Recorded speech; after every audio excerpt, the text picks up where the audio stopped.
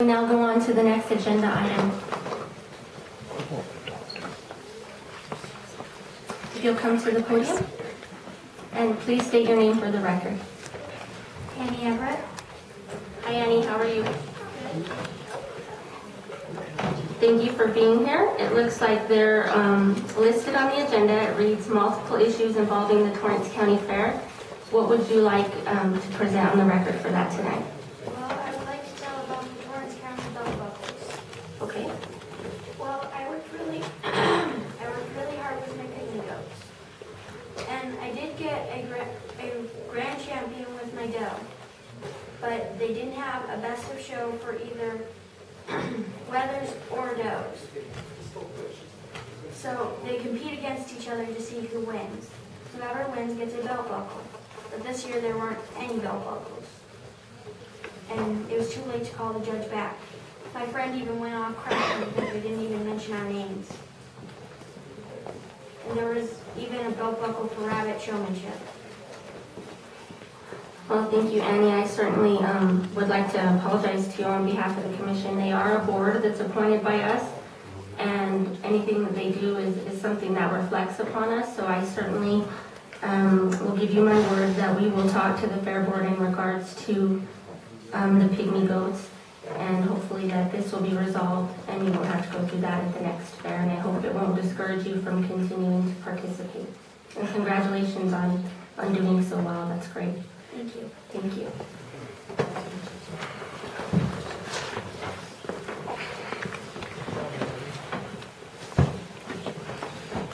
Now, please state your name for the record. Yes, my name is Ben McGee. I go by Butch. In accordance, follow up with Annie. They went down the list. They didn't even honor the children in this group of pygmy goats. They went through the list twice. And to me, this is wrong in the future of the kids that are coming in, because they're the easy animal to take care of, and they're trying to kick us out of the fair. That's the way I'm looking at it. We've been in this fair going on 6 years now. We've taken ribbons, buckles, everything with it, and we've always been recognized.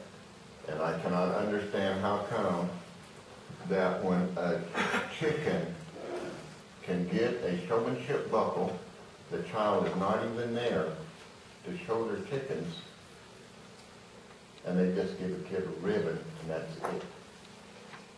And in the clover buds, they hardly even honor them. This is the upcoming children. And for me, I'm fighting for these children to come in, and the adults have to stay out of it. And I'm asking the county to kind of look into this and see why we can't even make a sale. They won't let us make the sale. And that's on the pygmy goats? That's on the pygmy goats. They have like 10 or 12 slots. I'm not for sure on the number, I'm sorry. On the meat goats, on the market goats, and I think that we should have first, second, and possibly third slots on every division that goes in there. They let everything else sell, but they want the pygmy goats in. Have you spoke with the board? Yes, we have. And what was the board's response? They just throw their hands up and say that's the way it is. That's the way it's set. We have fought with them and all that. And we're trying to get that changed, I hope, in the near future. But it seems that we're up against a brick wall. Okay. And I thank you for your time. Thank you, Mr. McGee.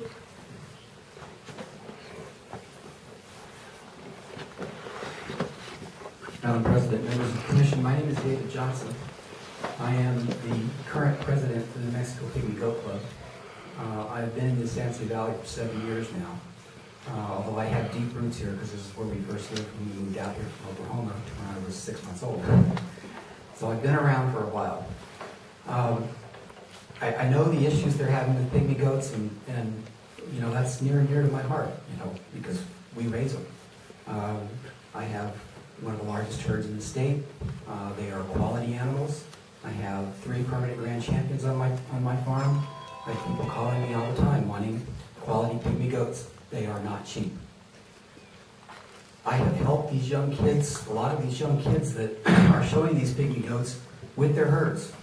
I've sold animals to them at prices that I would not even consider for other people who walk through the door. And we have one sitting in the audience tonight, and I just sold him a super quality little animal at a ridiculous price. At least a third of what she's worth.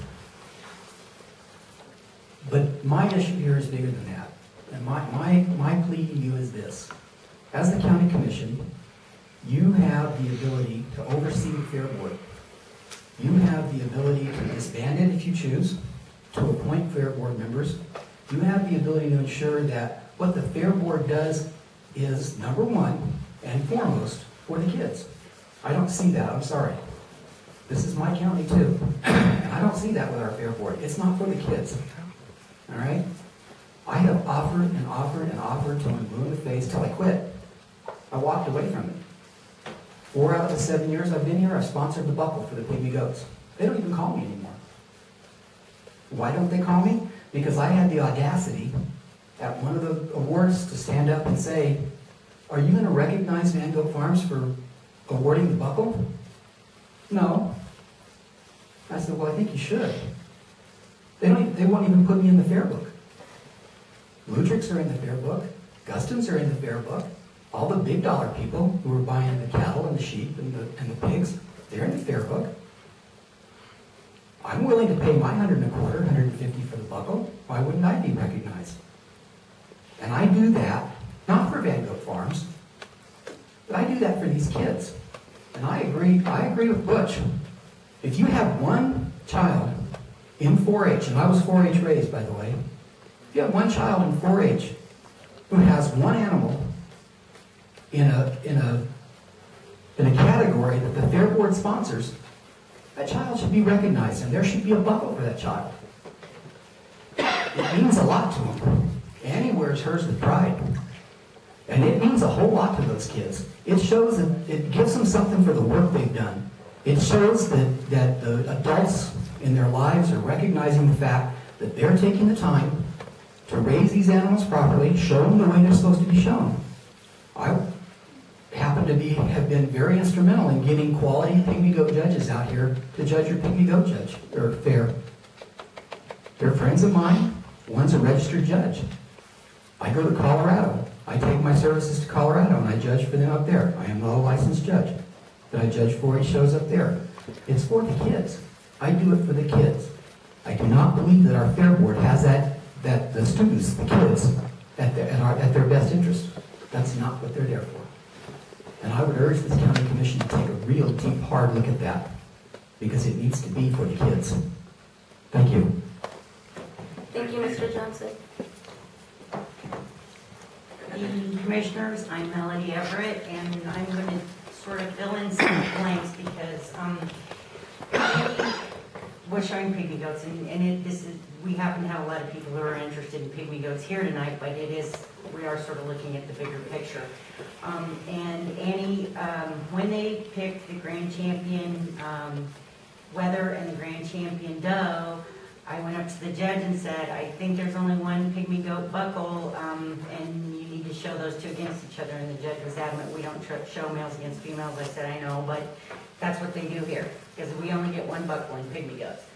So I went looking for a member of the fair board and couldn't find one anywhere, and ended up back in the exhibit hall and tried the door to the other exhibit hall, and it was locked.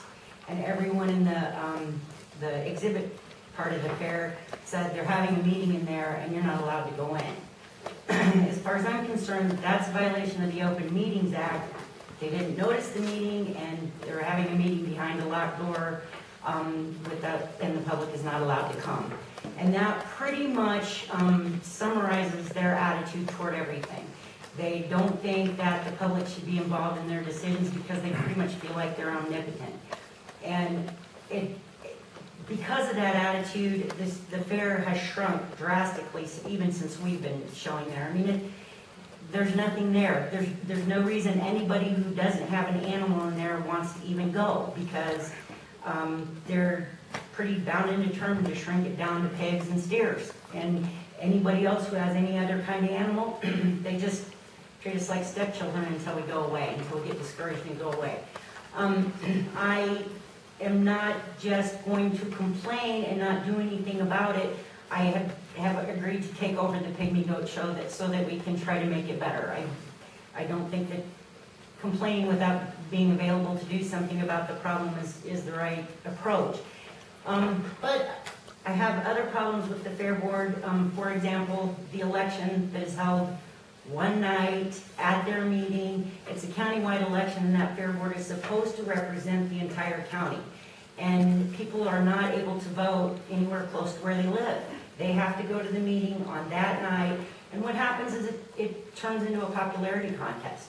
And so whoever brings all their votes with them wins, and we don't have people on the Fair Board who actually want to be there, which it doesn't make sense, but they don't want to be there and they don't want to do what the job entails, and that is make it a great fair, make it about the kids, and make sure that no kid goes home disappointed, especially because it's their fault.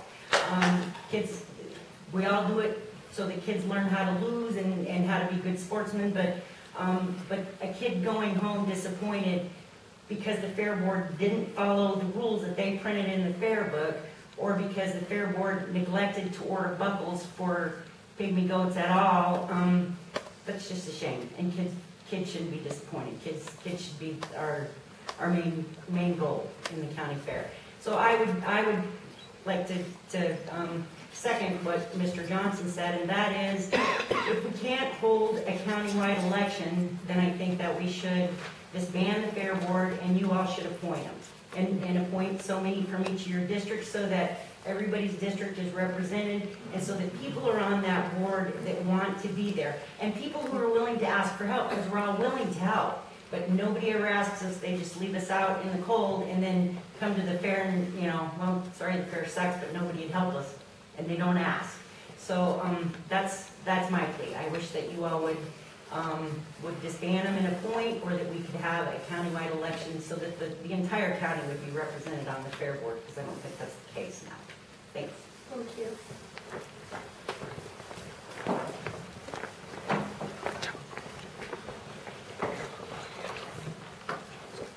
How are you folks? Thank you. Joe Everett. I think the problem's bigger than pygmy goats. I think the Fair Board is out of control. You talk to the people in Moriarty and those 4-H clubs, they're all going to Santa Fe. They're going to Valencia County for those fairs. They don't want to come to the Torrance County Fair. This fair is shrunk down to nothing. It's just a popularity contest right around the Estancia area. I personally think that each one of you guys should appoint people from your districts to the Fair Board and try to get the whole county involved. There's a lot of animals in Torrance County, a lot of kids, and it's hard to keep those kids motivated. And when they go to a fair that's shrunk down and it's no fun and they see this stuff going on, it's really hard to keep them motivated after that. I think they buckled at any one in 2009 and all the buckles are like this, the Torrance County Fair. They didn't spell Torrance County right on the belt buckles. Now what does that say for our Fair Board?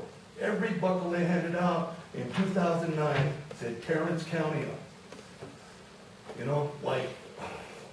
Did anybody give a damn?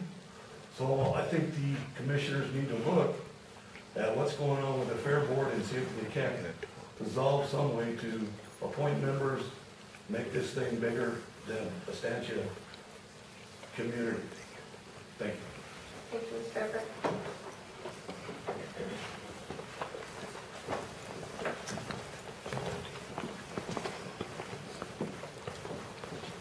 Madam Chair, Rick Lopez, Commissioners from Kahike. I don't particularly have a dog in this fight, but I caution the board. A lot has been said legitimate about this.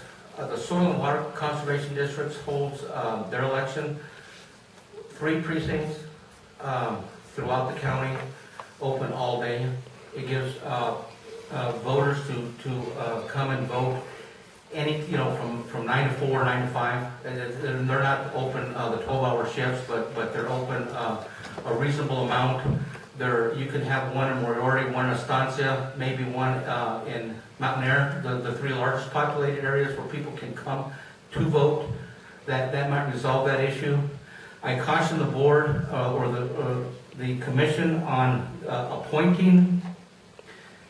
That was the big concern, and I think, Vanessa, you were the only one that was elected when, and I may be wrong, but when you all took control of the fair board.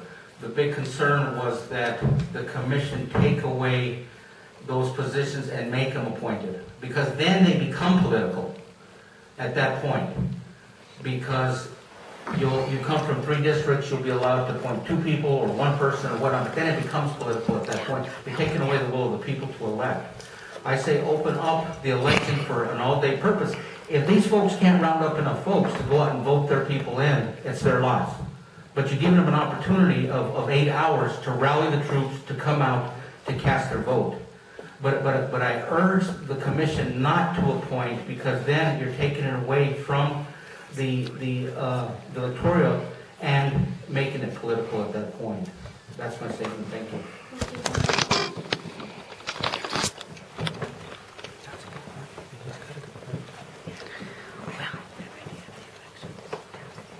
Everybody knows me, Edwina Hewett. This was as of right now, unless things change, this was my first and last Torrance County Fair experience. Nothing was sane or stable in my head. Torrance County bred, prime example, didn't know anything about that until after our kids were done. I'm like, what's that? Oh, that's something that these kids could enter animals in. If their animals were bred in Torrance County, that's pretty near every freaking animal that's in that fairground during that fair. We didn't know about it.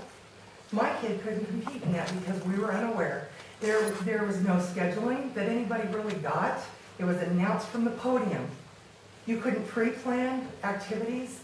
It was just a hodgepodge. You asked for guidance and direction as a brand new person even during the sign-up process. There was nothing warm or inviting about that whatsoever. And with all due respects to Mr. Lopez, I disagree with him. If you guys are going to let this remain in an elected type seating, then yes, open it up to the county and run a full ballot election. Otherwise, I think it should be appointed. You've got appointed boards right now that I believe are serving the county very well. Is it political? It's already political.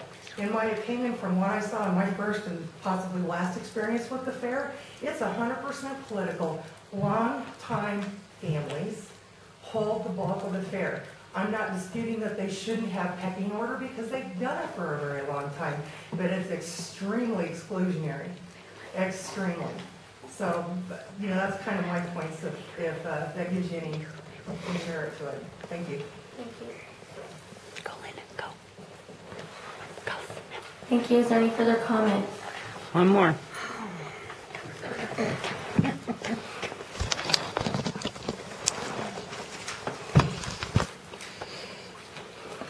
Good evening. My name is Linda Bourne, and I'm one of those longtime families from the Torrance County Fair. Since 1970, in fact, my family has been involved with showing different species at the Torrance County Fair. I love the fair.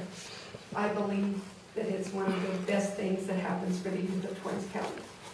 I also think that any board that serves with no compensation has to be recognized for the effort they put into it. But I think as times change, things have to change with it. I believe as the economy has gotten tougher and tougher, feed costs $20 to $25 a bag. Getting these kids to be involved is a tough commitment at best, and it's a huge financial burden for families to take on. The estimates range pretty high on anything on what but it's probably going to cost you $1,500 to feed on a steer, and that's just feed. That doesn't cost purchasing the animal, and you're lucky if you'll get that back at the sale. So there's a lot of issues out there, and part of what I see that's happened to the fair, even from when I was a small child, is that there's not a lot there to draw the folks that aren't livestock people. Just regular Joe Blow on the street. There's not a lot to come see. The indoor exhibits are down, the time. They've extended it to a week, which makes it even a longer financial burden on families, because no matter what, you're gonna eat so much at the concession stand, you're gonna do so much, and it makes it more expensive for families to do. The town of Estancia loves having the fair, and they like people to come and do that, but you have to have things to attract people to do that. And if they don't have advertising and they don't have things out there where people is aware of what's going on, you're not going to attract people over there. So as a consequence, the number of people coming to view those shows has went down, as well as nearly numbers in nearly every species shown out there. Used to, it took all day to show the hogs. Now it takes about 2.5 hours, because our numbers have went from 205 hogs to about 86. So I think things could be reorganized and consolidated and advertised better. And I think there needs to be a community effort to get that done, because you can't expect one board to just do all those things. You have to have involvement. In order to get involvement, you have to want and ask for involvement. And so those are the things that I see are some of the issues of it. I think the only way to know what the experience is to take a time, ask commissioners to walk through there and see what it's like, and to see what the numbers are, to see what it looks like on the indoor exhibits, because this is not just about the kids that show animals, although that's my love, that's what my kids do. But that's not just about that. The indoor exhibits need to be promoted. There needs to be entertainment of some sort to bring folks to want to come do that. They do have a rodeo. It goes on Fridays. But some of the stuff is just, there's a lot of spacing of dead time where there's absolutely nothing going on there and nothing to do. And I think there's been some ideas, there's been some horse pull ideas put out there. When I was a kid, they had arena activities, they had a grease pig contest, a calf scramble, and those kind of things. That stuff's all kind of went away. I'm not really sure why or because, but I think there's some issues there that need to be taken a look at and addressed. And I'm not saying that I don't believe the Fair Board isn't aware that they're there. I believe it. I just think they don't, it's just maybe too big now to know how to get your arms back around it. So maybe even some guidance, or some ideas put in there. And it has become, way back when, and I don't know when it changed, people who ran from the Fair Board ran from districts similar to the commissioner districts, and that's no longer the case. Now it's kind of an at-large type election, and I don't know exactly why that happened, but it's just kind of migrated through the years. So when you happen, you lose different folks from different parts of the county with different perspectives and different needs not being met. And so I think there needs to be maybe some dialogue, certainly between the commission and the Fair Board, on what it takes to get those numbers back and get them working, and what it would take to bring some of the public back, because there's very little public participation in the fairs. A lot of people don't show up and watch it, and it might be the times. Maybe if some of the shows were at night as opposed to during the day, because nearly every household today has two working parents. At our household, we literally take our vacation that week, because that's the only way we can do it for our kids to participate. So I think the options are there. I think the willingness is there. I think a lot of things can be there. I think maybe it's just reached the point that it needs some guidance to get there. Thank you. Thank you, Linda. Well, we thank you for bringing all of this to our attention. We certainly will take this under advisement. We take very seriously that we need to all comply, every county board, with the Open Meetings Act, and that's certainly something that we will get in contact with the fair with. And certainly I welcome the idea of maybe having a joint meeting with the fair board, so that we can start that dialogue. And I think that's important, that maybe it's a communication issue and maybe it's something that can be resolved. Certainly there's tons of people in this county that have a passion for the fair, and I bet would be willing to donate some of their time to that board, and maybe not as a board member, but maybe as a subcommittee or a volunteer or whatever the title is for people that want to help.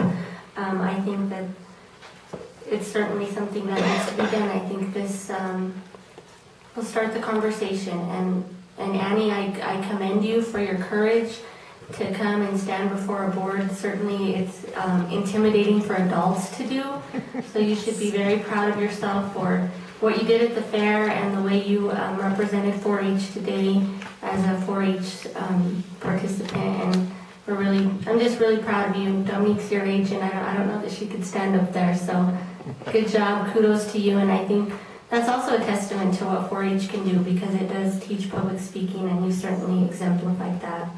We're now at the table if there's any other comment on this agenda item. I think Madam Chair is correct that maybe a meeting with the Fair Board to try to get things out in the open with the public being here. I was going to talk about pygmies have been looked down upon for some time. But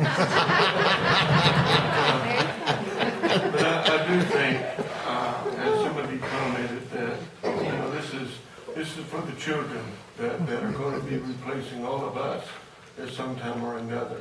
So we need to lead by example of stepping forward and of making sure that we show them how to do the things that are lacking now. Thank you, Commissioner. Do you have anything to add? It's something that needs to be addressed, and we'll do our best to address it. Okay, thank you so much. And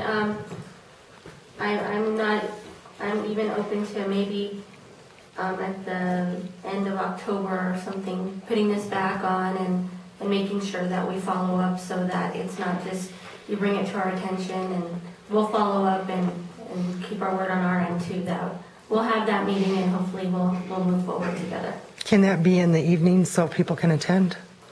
Well, something else that I've kind of been thinking about, and I'm sure the other commissioners have as well. When we were talking about the meetings, the evening meetings,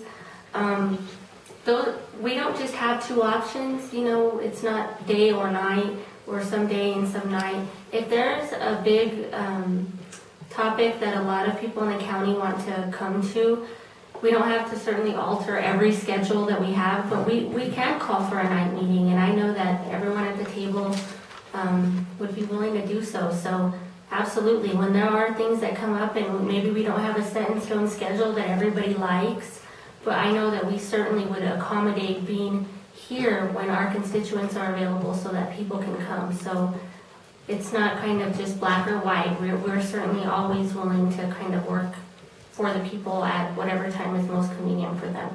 So we'll take that under advisement. Melody? I went to a Fair Board meeting on Thursday night, and the attendance of the Fair Board members was dismal. They weren't even sure they had a quorum. And they knew that they were on the agenda tonight, and they aren't even open to listening to what we have to say. And so I don't know how well it would be attended, but I hope that it would. I hope that they would care enough to try to get some help and try to change things.